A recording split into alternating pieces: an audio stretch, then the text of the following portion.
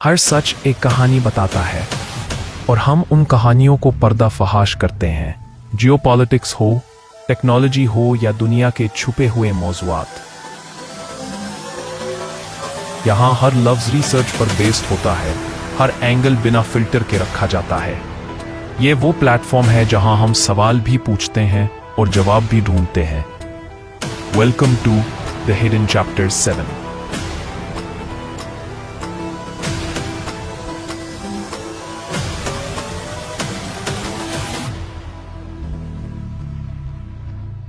पाकिस्तान का नाम सुनते ही जहन में क्या आता है?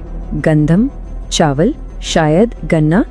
लेकिन जरा सोचिए, अगर कोई कहे कि खामोश इनकलाब यहीं इसी जमीन पर परवान चढ़ रहा है, एक ऐसी फसल जो न सिर्फ हमारी सेहत बल्कि मुल्क की मईशत और माहौल तक को बदलने की सलाहियत रखती है, तो आइए आज बात करते हैं पाकिस्तान के जैतून के इनकलाब की। जरा इन सरसब्ज जैतून के बागात को देखिए। पहली नजर में क्या लगता है? इटली का कोई इलाका या शायद स्पेन, है ना? लेकिन ठहरिए, ये तस्वीर आपके सारे अंदाजों को गलत साबित करने वाली है। और फिर ये एक जदीद फैक्ट्री जहां जैतून का तेल निकाला जा रहा है।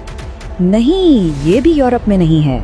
ये इस नई ज़रई कहानी का हिस्सा है जिसकी अभी तो बस इब्तिदा हुई है। जी हाँ, ये दोनों मनाजिर पाकिस्तान के हैं और स्क्रीन पर जो नजर आ रहे हैं वो हैं इस इनकलाब के असल हीरो, एक पाकिस्तानी किसान जो कितने फख्र से अपनी मेहनत का फल थामे हुए हैं। ये है पाकिस्तान के जैतून इनकलाब की हकीकी तस्वीर। अच्छा, तो सवाल ये है कि इस पूरे इनकलाब का मरकज क्या है?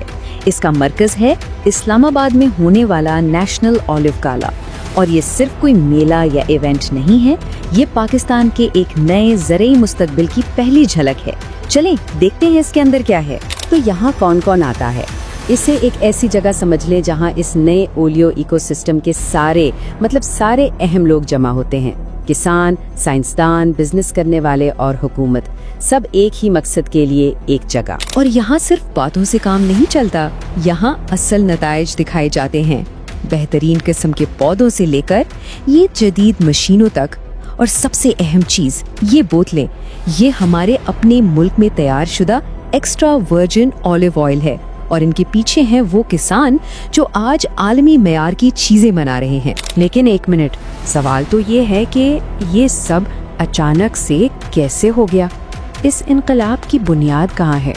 जवाब हैरान कुन तौर पर कहीं बाहर नहीं बल्कि पाकिस्तान की अपनी ही जमीन में छुपा हुआ है। तो आखिर ये पोटेंशियल आया कहाँ से? क्या ये कोई बाहर से लाया गया प्रोजेक्ट है या इसकी जड़ें वाकई यहीं की मिट्टी में हैं? अब ये सुनकर शायद यकीन ना आए, लेकिन पाकिस्तान में 10 लाख से भी ज्यादा जंगली जैतून के दरख्त पहले से ही मौजूद थे, पोठोहार से लेकर बलोचिस्तान तक। सोचिए, एक कुदरती खजाना जो सदियों से हमारी नजरों से ओझल था। तो इस पूरे खजाने का ताला खोला गया एक बहुत ही सादा सी तकनीक से, जिसे कहते हैं ग्राफ्टिंग। इसका मतलब क्या है? आसान लफ्जों में, एक जंगली दरख्त पर एक फल देने वाली शाख को लगा देना। बस इसी एक कदम ने लाखों बेकार दरख्तों को सोना उगलने वाली मशीनों में बदल दिया। तो ये कोई बाहर से लाया गया जादू नहीं था, ये हमारी अपनी जमीन की ताकत थी। अच्छा तो ठीक है, दरख्त लग गए, फल भी आ गया, लेकिन इससे फर्क क्या पड़ता है? असल बात तो यही है ना। फर्क बहुत बड़ा है। ये सिर्फ एक फसल नहीं है, ये किसान की जेब और मुल्क की मईशत दोनों के लिए गेम चेंजर साबित हो सकती है। देखें, यहाँ 2 रास्ते बिल्कुल साफ हैं। एक तरफ हम अरबों रुपए बाहर भेजकर तेल इंपोर्ट करते रहें, पैसा मुल्क से बाहर जाता रहे। दूसरी तरफ वही पैसा अपने किसान को दें, अपनी मईशत को मजबूत करें और एक्सपोर्ट्स का एक नया दरवाजा खोलें। फैसला तो बिल्कुल वाज़ेह है। लेकिन ये कहानी सिर्फ नंबर्स और इकोनॉमी की नहीं है, ये उन किसानों की है जिनकी जिंदगियां बदल रही हैं। जैसे किसान ने क्या खूब कहा कि पहले हम सिर्फ बारिश का इंतजार करते थे, अब हर मौसम में हमारे पास उम्मीद है। तो ये फसल सिर्फ पैसा नहीं ला रही, ये एक मुस्तकिल सहारा बन रही है। और जैतून का पौधा खुद भी एक कमाल की चीज है। क्यों? क्योंकि इसको पानी कम चाहिए, ऐसी जमीन में भी उग जाता है जो ज्यादा जरखेज न हो।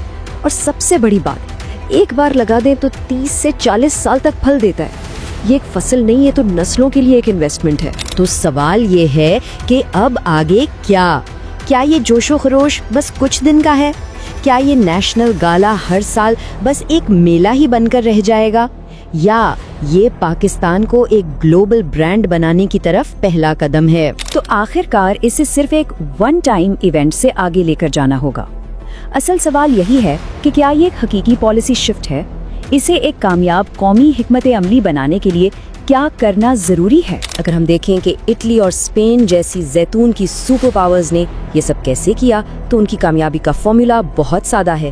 3 چیزیں: پہلا، مسلسل حکومتی مدد، دوسرا، تحقیق کے لیے پیسہ، اور تیسرا، کسانوں کو تحفظ دینا۔